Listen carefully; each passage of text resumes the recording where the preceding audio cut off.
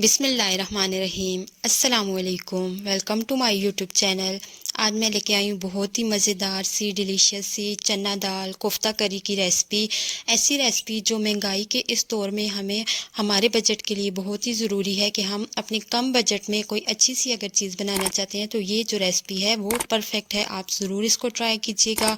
मुझे उम्मीद है आपको बहुत पसंद आएगी और आप लाजमी फिर इसको हफ्ते में 1-2 दफ़ा लाजमी बनाया करेंगे। ऐसी रेसिपी है जो दाल नहीं खाते वो भी इस रेसिपी को ज़रूर खाएंगे।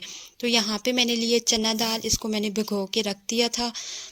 इसको 3 से 4 घंटे आपने भिगो के रखना है। उसके बाद आपने इसका पानी ड्रेन कर लेना है और इसको फिर हमने पीसना है। यहाँ पे ये जो दाल थी ये इसको मैंने धो के दाल के बाद जो दूसरा इंग्रेडिएंट जाएगा, जो दूसरी सब्जी जाएगी वो है आलू। 4 अदद आलू लिए मैंने। आधा केजी जो दाल है उसमें 4 अदद आलू कच्चे लिए मैंने, बॉयल नहीं लिए। तो आपने यहाँ पे कच्चे आलू लेके उनका छिलका उतार लेना है और उनको वॉश कर लेना है अच्छे से। उसके बाद हमने ग्राइंड करना है। चॉपर ले लूँगी मैं और चॉपर में हाफ करके यहाँ पे दाल को मैं डाल के इसको मैं ग्राइंड कर लूँगी। हाफ दाल मैंने डाल दी है, इसको चॉप कर लेंगे, बारीक पीस लेंगे हम इसको। तो यहाँ पे दाल मेरी जो पूरी है वो पिस चुकी है। अब इसमें मसाले डालने की बारी है, लेकिन उससे पहले हमने इसमें डालने हैं आलू। आलू भी आपने पीस लेने हैं। मैंने आलूओं के पीसेस छोटे छोटे करके वो भी चॉपर में डाल के पीस लिए थे और उसके बाद मैंने उनको अच्छे से उनका पानी निकाल दिया था, निचोड़ लिया था। अब इसके बाद इसमें जाएगी प्याज, 2 टीस्पून तकरीबन चॉप प्याज है वो मैंने ऐड कर दी इसमें। इसके बाद ये आलूओं का पानी बिल्कुल निचोड़ लिया था मैंने। आपने भी ड्राई आलू डालने हैं इसमें। आलू में कोशिश करनी कि पानी बिल्कुल भी ना हो। इसके बाद जाएंगे मसाले। नमक डाला है मैंने 1.5 टीस्पून, क्योंकि हमारा जो दाल है और आलू और प्याज जो है ज़्यादा है तो आपने नमक उस हिसाब से डालना है। सुर्ख मिर्चें जाएंगी यहाँ पे हाफ टीस्पून। चिली फ्लेक्स यानी कि दड़ा मिर्च आएगी 1 टीस्पून। आप अपने टेस्ट के हिसाब से कम या ज़्यादा कर सकते हैं मिर्चों को। हल्दी पाउडर मैंने डाला यहाँ पे 1 टीस्पून। धनिया पाउडर थोड़ा दरदरा सा आपने कूट लेना है, 1.5 टीस्पून जाएगा। उसके बाद जाएगा गरम मसाला पाउडर, वो मैं ऐड करूँगी यहाँ पे 1 टीस्पून। गरम मसालों को मैंने पीस लिया था। इसके बाद यहाँ पे हमने बाइंडिंग के लिए डालना है बेसन। 3 टेबलस्पून बेसन के मैं यहाँ पे ऐड करूँगी। इससे बाइंडिंग अच्छी आ जाती है और अगर आप ये ना भी डालें तब भी दाल इतनी अच्छी बाइंड हो जाती है कि कोफ्ते बन जाते हैं। लेकिन हमने यहाँ पे डाल दिया है 3 टेबलस्पून बेसन के। इनको मिक्स कर लेंगे अच्छे से हम सारे मसाले ताकि दाल में मिक्स हो जाएं। यहाँ पे इसको मिक्स मैं कर चुकी हूँ, मिक्सचर हमारा रेडी हो चुका है। अब हमने बनाने हैं इनके कोफ्ते। तो कोफ्ते अपने हिसाब से आप बड़े या छोटे कर सकते हैं, लेकिन बहुत बड़े मत बनाइएगा वरना वो अंदर से कच्चे भी रह सकते हैं।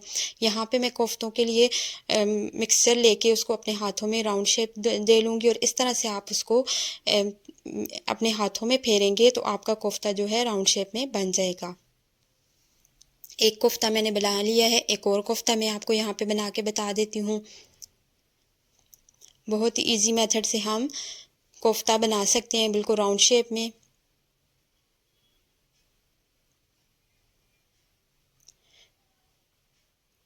तो यहाँ पे राउंड शेप में आपने गोल गोल हाथों को फेरना है तो खुद ही वो कोफ्ता जो है वो गोल हो जाएगा। इसी तरह से बाकी सारे कोफ्ते भी मैं तैयार कर लूँगी। तो सारे कोफ्ते बन के रेडी हो चुके हैं। आप देख सकते हैं कि आधा केजी जो दाल थी उससे कितने ज़्यादा कोफ्ते बन के तैयार हुए हैं। अब हमने इनको तल लेना है। ऑयल मैंने यहाँ पे गरम कर दिया था, इसमें हम डालेंगे अपने कोफ्ते।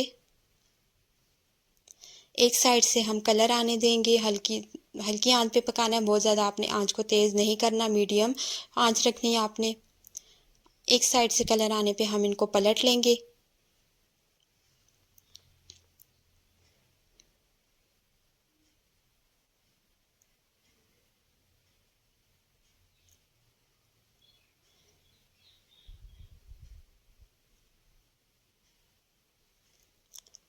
इस दौरान अगर आप चैनल पे न्यू हैं तो मेरे चैनल को ज़रूर सब्सक्राइब कर दीजिएगा और अगर आपको वीडियो पसंद आ रही है तो मेरी वीडियो को भी लाइक कर दीजिएगा। सारे कोफ्ते इसी तरह से मैं टर्न कर लूँगी ताकि सारी साइडों से वो अच्छे से पक जाएं। ओवर कुक नहीं करने आपने यहाँ पे कोफ्ते, बस आपने उनको कलर देना है और थोड़ा उनको अंदर तक पकने देना है। उसके बाद यहाँ पे दोनों साइडों से कलर आ चुका है तो हम अब कोफ्तों को निकाल लेंगे।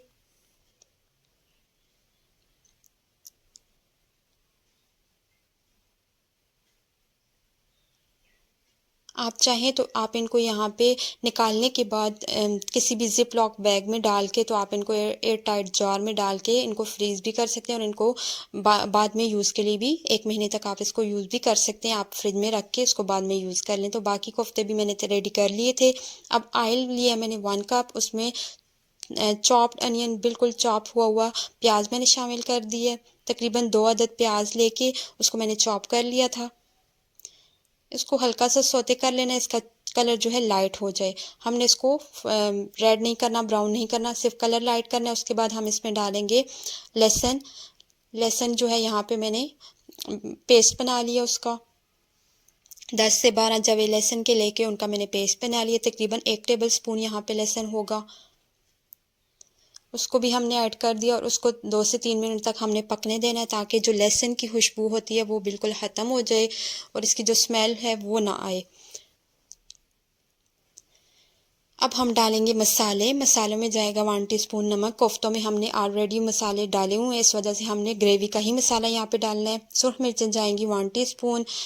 हल्दी पाउडर यहाँ पे जाएगा 1 टीस्पून। धनिया पाउडर मैंने शामिल कर दिया 1 टीस्पून और 1 टीस्पून ही मैंने यहाँ पे शामिल किया है गरम मसाले का पाउडर।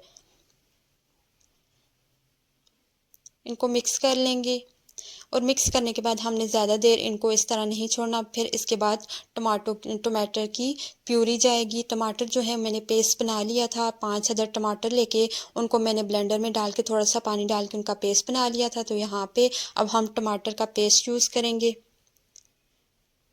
इसको मसाले में मिक्स करने के बाद हमने तब तक पकाना है जब तक कि टमाटर का पानी खुश्क नहीं हो जाता। मिक्स करने के बाद इसको मैं कवर करके रख दूँगी ताकि टमाटरों का पानी खुश्क हो जाए। तो यहाँ पे आप देख सकते हैं कि ऑयल ऊपर आ चुका है और टमाटर जो है अपना पानी खुश्क कर चुके हैं। इसके बाद हमने डालना है इसमें पानी। पानी हमने ग्रेवी बनानी है तो उसके लिए हमने पानी डालना है। मेरे जो हैं कोफ्ते ज़्यादा हैं तो मैं थोड़ा पानी ज़्यादा यूज़ कर रही हूँ। आप अगर कम बनाना चाहें तो आप पानी यहाँ पे कम भी यूज़ कर सकते हैं। तकरीबन 2 से 2.5 गिलास यहाँ पे मैंने पानी ऐड कर दिया। पानी को बॉयल आने देंगे। बॉयल आने के बाद हमने उसमें ऐड करने हैं अपने कोफ्ते। मज़ेदार ही, बहुत ज़्यादा मज़ेदार सी कोफ्ता करी तैयार हो जाती है। इस तरह से आप ज़रूर इसको ट्राई कीजिएगा। आप गोश्त के कोफ्तों को भूल जाएंगे अगर आप इस तरह से बनाएंगे। एक तो ये बजट में बहुत कम है, दूसरा आसानी से बनने वाली रेसिपी है। हमें तो कोई भी मुश्किल नहीं आती, आसानी से जुड़ जाते हैं कोफ्ते और हमारे कोफ्ते जो है ख़राब नहीं होते। आप इनको कवर करके यहाँ पे 15 से 20 मिनट के लिए या 25 मिनट के लिए हल्की आंच पे आपने इनको छोड़ देना है और जब 20 से 25 मिनट गुजरने के बाद आपने इनको चेक करना है। अगर अंदर तक वो पक चुके होंगे तभी आपने इनका चूल्हा बंद करना है। यहाँ पे तकरीबन 20 से 25 मिनट हो चुके हैं, मैंने इनको हल्की आंच पे छोड़ दिया था। अब हम चूल्हे को बंद कर देंगे और कवर करके रख देंगे। तो यहाँ पे आप देख सकते हैं कि मज़ेदार सी कोफ्ता करी तैयार हो चुकी है। इसको अभी हम डिश आउट करेंगे, फिर मैं आपको इसका लुक बताऊँगी। तो यहाँ पे इसको मैंने निकाल लिया है बाहर डूंगे में। आप देख सकते हैं कितनी अच्छी, कितने मज़ेदार से लग रहे हैं और खाने में भी उतने ही टेस्टी थे। आप ज़रूर इस रेसिपी को ट्राई कीजिएगा और अगर आपको मेरी वीडियो पसंद आई हो तो लाइक ज़रूर कर दीजिएगा और चैनल पे सब्सक्राइब भी ज़रूर कर दीजिएगा।